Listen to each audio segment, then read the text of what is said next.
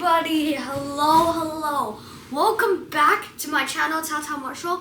And in today's video, I will be unboxing and giving my first impressions on the iPhone 16. Now this is in ultramarine, one of my favorite iPhone colors, and I think this is the closest we've ever gotten to actual blue on an iPhone. So this year's colors were absolutely amazing. So yeah, without further ado, let's start the unboxing. Let us cut open the seals first. Right.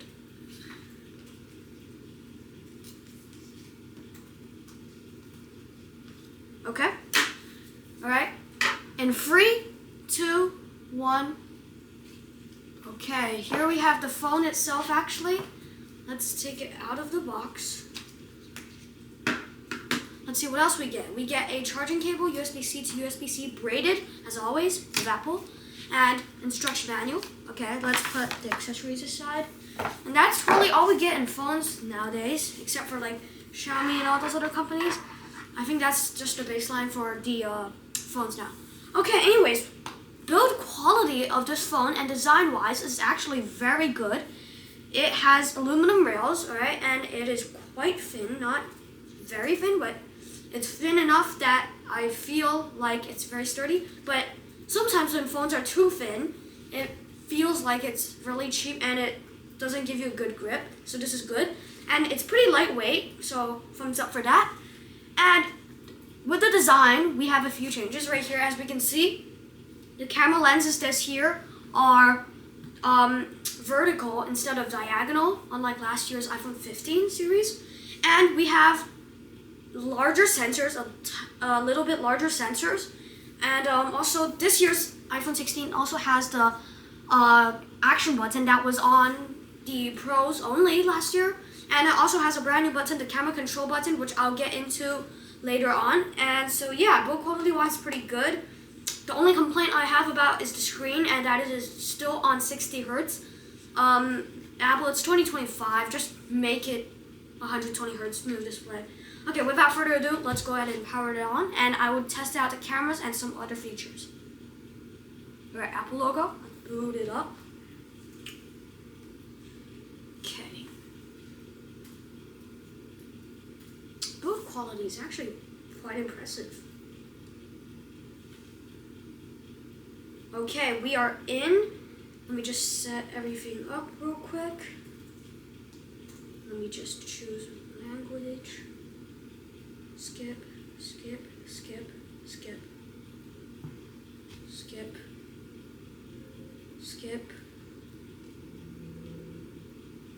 Okay, we are in to our phone now.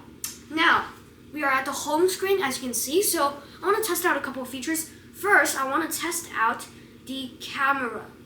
Okay, so I'm going to be testing 3 things. First, a selfie. Let's try a selfie right now. Okay.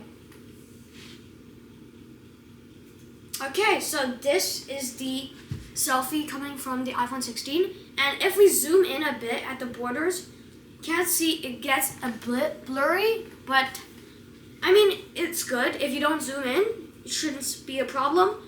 But if you zoom in a bit, it kind of looks like an oil painting, but that is to be expected. Color-wise, it is very good, and skin tone is just right for my liking. You might have some dislikes, but you can always change it in the settings. So yeah, overall, I will give it a 7 out of 10. Okay, next we're gonna choose.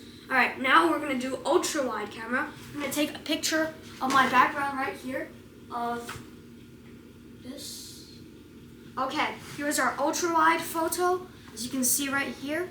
So when you zoom in, for example, the Nothing Phone 1 box, it gets a bit blurry, but as always, that is to be expected with a ultra-wide camera. It is meant to take ultra-wide shots, not telephoto shots.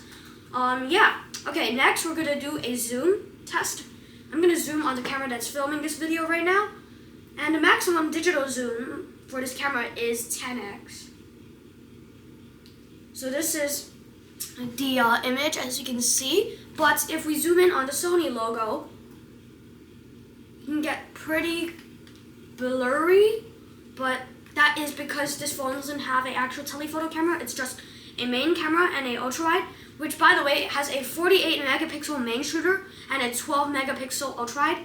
It's not the best on the market, but it's fine, and overall camera quality is pretty good. Now, as I've said, this is still a 60 Hz display. I wish Apple could change that to 120 Hz. It is a bit laggy when you drag the phone like through different web pages, and actually I would prefer the dynamic island over the notch because it just looks more aesthetically pleasing.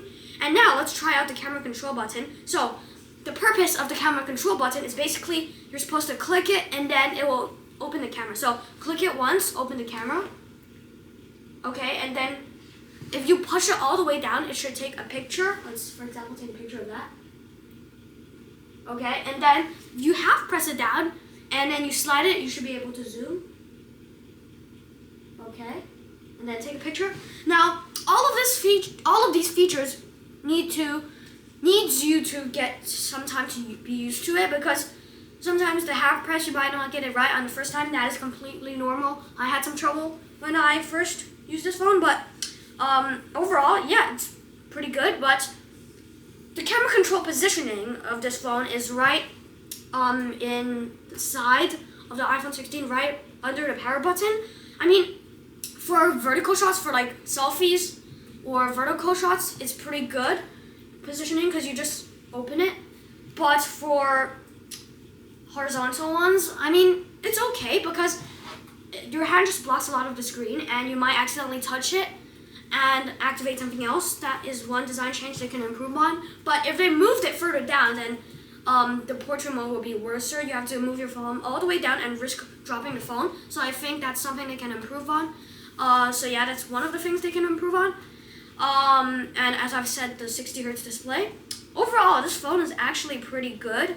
Battery-wise, they did say there should be a better battery life, and I will test that out, and I will tell you in the long-term review video that I will post in a couple of days. So overall, this is quite a nice phone, and yes, I will be posting a full review on my channel in a few days once I get this thing a bit used. So thank you guys for watching, and we'll see you in the next video. See you guys.